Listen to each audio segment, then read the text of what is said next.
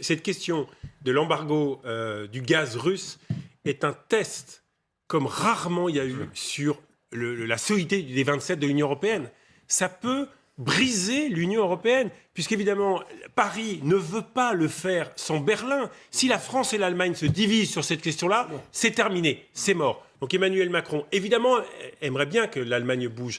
Qu'est-ce qui s'est passé ce matin? Ça peut paraître anecdotique. Le groupe Renew, les macronistes, les centristes au Parlement européen, ont déposé un amendement. Demain, il y a un vote sur la résolution. Le Parlement européen, après le sommet de la semaine dernière, fait une résolution sur la guerre en Ukraine. Eh bien, le groupe des macronistes français a déposé une résolution, oui, maintenant, embargo sur le gaz.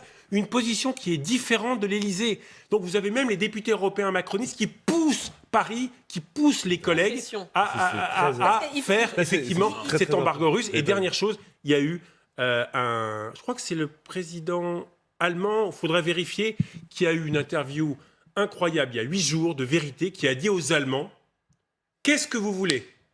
Défendre nos valeurs et payer un peu plus cher les factures l'hiver prochain, ou alors on continue à vendre notre gaz aux Russes et on s'assoit sur les valeurs. Mais il cache, carte sur table, en interview, il a dit « Qu'est-ce que vous voulez les Allemands ?» Et il faut connaître les chiffres, parce que les chiffres sont intéressants. Et Joseph Borrell l'a redit aujourd'hui, donc le commissaire, enfin le chef de la diplomatie européenne, a dit « Nous avons envoyé 1 milliard d'euros en aide à l'Ukraine. Nous envoyons 1 milliard, donc depuis le début de la guerre, nous envoyons 1 milliard d'euros chaque jour à la Russie pour payer le gaz. Donc depuis le début de la guerre, il a cité le chiffre de 35 milliards d'euros en Russie, donc avec 1 milliard en Ukraine. Dans un cas, c'est une aide gratuite et l'autre, c'est une aide parce qu'on achète quelque chose. Mais juste pour comprendre, les chiffres de quoi on parle, c'est énorme. Rappel historique, c'est vraiment le nerf de la guerre. La chute de l'Union soviétique est en grande partie due au cours du pétrole que Reagan, très habilement avec ses amis saoudiens, avait réussi à orienter pour que les Russes y perdent. Et d'ailleurs, dans les sanctions économiques, Poutine commence à le ressentir. Parce qu'actuellement, il y a une panique dans les magasins et il y a déjà des produits qui ont disparu, comme du temps de l'Union soviétique. Mais revenons sur la question de gaz et de pétrole. Vous savez, il ne faut pas oublier non plus qu'il y a eu l'accord de Paris sur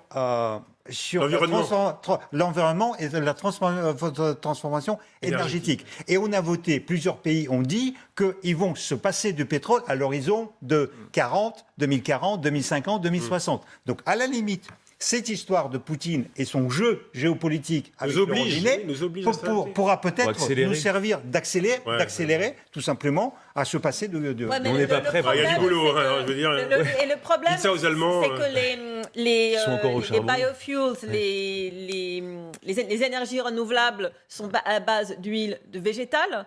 Et l'huile végétale vient en grande partie d'Ukraine et de Russie. La Russie fournit 90% de l'huile de colza que l'hydrogène. Est-ce que ça ne traduit pas plus profondément une forme d'hypocrisie occidentale où on dit toujours un peu. Voilà, c'est vraiment le danger suprême, nos démocraties sont en danger, et en réalité, on ne veut pas couper tous les ponts économiques. Moi, là où je suis pas je comprends le sens de votre question. Le problème, en fait, c'est qu'il n'y a pas d'Europe politique. C'est que tout le monde a... Non, mais moi, je n'ai jamais cru en l'Europe politique. Et là, c'est symptomatique. Il y a eu un moment, un sursaut. Les 27 ont réussi. C'était historique à se mettre d'accord après Versailles. Non, mais c'était incroyable. C'est pas ça la question. Mais le naturel revient vite au galop. Si vraiment les Français ou les Allemands pensaient que le plan de Vladimir Poutine, c'est d'aller jusqu'à Paris ou Berlin, ils ne feraient pas ça.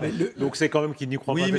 Mais c'est lié aussi à la capacité à parler d'une seule voix. S'ils ne veulent pas, ils veulent pas non plus s'engager dans le conflit. Et d'ailleurs, ça commence à se tendre. Quand on voit Zelensky qui tense les Européens, là maintenant, je vois même des ministres au Quai d'Orsay, des grands directeurs qui disent non mais maintenant ça suffit. Il veut nous entraîner dans sa guerre. Nous on veut pas. C'est pas notre histoire. Non mais et ça c'est un discours nouveau que je n'entendais pas il y a encore quelques semaines.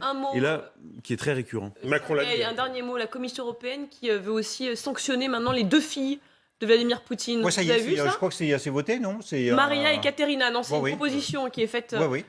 Je crois que ça a été très peu d'informations sur les filles de Vladimir Poutine. Oui, ça a été adopté. À part le fait qu'elle sur la résolution de demain, ça. À part le fait qu'elle passe beaucoup de vacances à Biarritz. Comme sur la fille de Lavrov, et comme sur la fille de Peskov.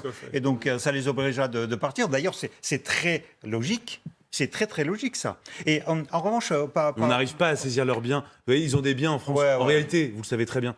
Ils ont des biens. Physiquement, on peut les obliger de revenir en Russie. Mais en fait, là où on se heurte systématiquement dans la question du gel des avoirs, dans la question des saisies, en fait, tout a été organisé pour qu'on ne puisse jamais certifier que telle maison appartient à telle personne. Mais on sait très bien, et on l'a prouvé, ça a été documenté. Et par exemple, la DGSI surveille comme le lait sur le feu le patrimoine de Vladimir Poutine sur la côte basque, à Biarritz.